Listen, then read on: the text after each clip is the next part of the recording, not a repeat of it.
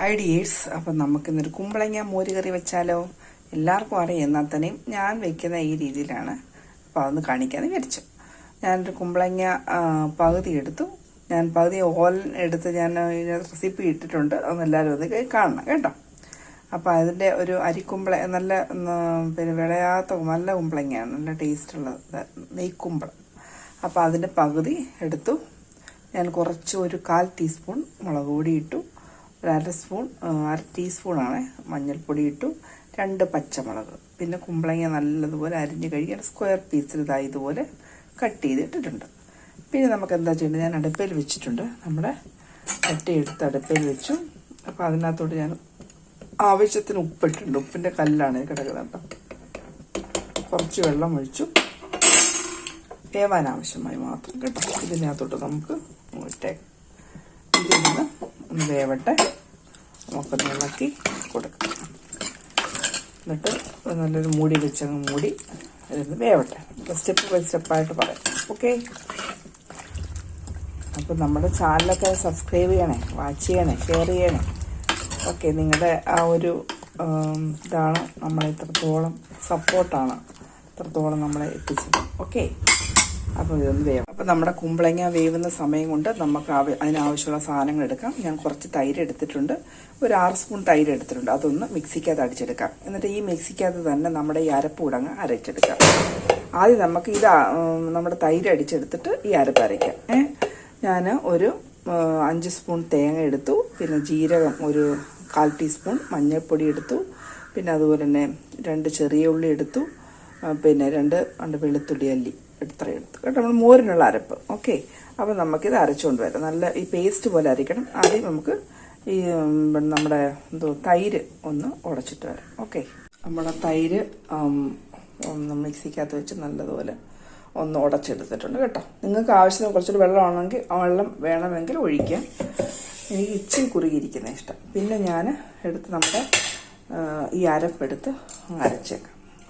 ഇച്ചിരി വെള്ളം ചേർത്ത് നന്നായിട്ട് നല്ല ഭസ്മം പോലെ പേസ്റ്റ് പോലെ അരയ്ക്കുക. ഓക്കെ, അപ്പോൾ ഈ 2 കാര്യം വെച്ച് ഇതേ തന്നെ മിക്സി കഴുകണ്ട, അതിനകത്തോട്ട് തന്നെ അങ്ങ് അരയ്ക്കാം. അല്ലെങ്കിൽ തൈര് ആദ്യം ഇത് അരച്ചിട്ട് എങ്ങനെയായാലും മതി. ഇതാദ്യം എനിക്ക് ഇച്ചിരി എളുപ്പമായിട്ട് തോന്നും. ഓക്കെ, അപ്പോൾ ഇത് നല്ലതുപോലെ പേസ്റ്റ് പോലെ അരയ്ക്കാം, ഇച്ചിരി വെള്ളം ചേർത്ത് അരയ്ക്കാം. അപ്പോൾ നമ്മുടെ തേങ്ങ നല്ല പേസ്റ്റ് പോലെ അരച്ചെടുത്തിട്ടുണ്ട്. കണ്ടോ, ഇതുപോലെ നല്ലതുപോലെ അരച്ചെടുക്കണം. ഇനി നമുക്ക് കുമ്പളങ്ങ എന്തായാലും നോക്കാം. ഓക്കെ, അപ്പോൾ നമ്മുടെ കുമ്പളങ്ങ ഞാൻ അടപ്പൊക്കെ മൂടിയൊക്കെ തുറന്ന് ജസ്റ്റ് ഒന്ന് നോക്കാം, കട്ട് ചെയ്ത് എന്തോ നോക്കാം. അപ്പോൾ എനിക്കൊരു 5 മിനിറ്റ് ആയി കാണും.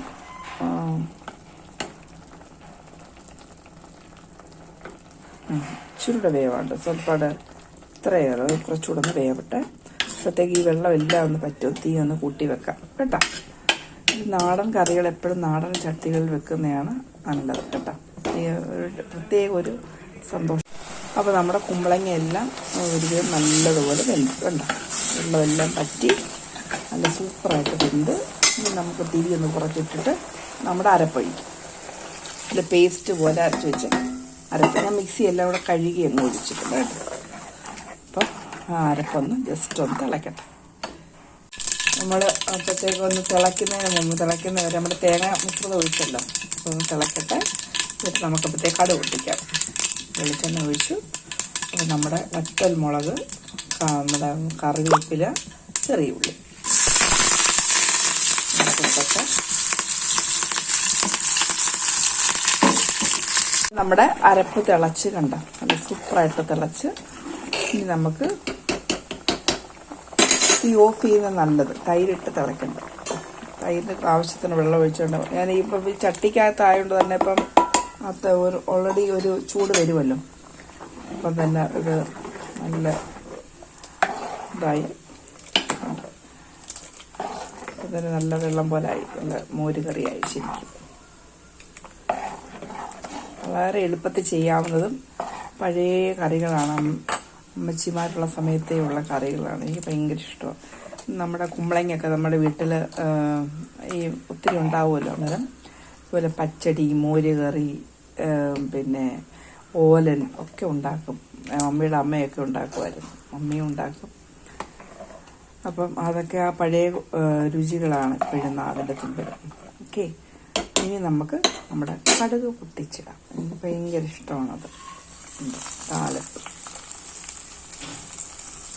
കാണുമ്പം തന്നെ ഒരു ഭംഗിയല്ലേ.